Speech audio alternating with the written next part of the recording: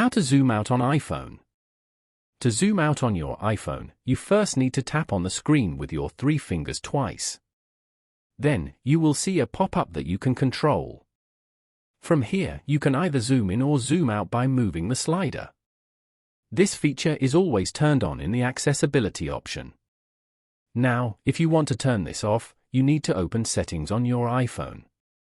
Then, you need to scroll down and tap on Accessibility. After that, you can see the second option is Zoom. Tap on it. Then, toggle off the zoom option from here. Now, get back to your home screen and tap with your 3 fingers. As you can see, the zoom feature is turned off. It won't show that quick control on your iPhone. By following these simple steps, you can easily zoom out on your iPhone. Thank you for watching. Please leave a like if this tutorial helped you, or leave a comment below if you have any questions related to the video.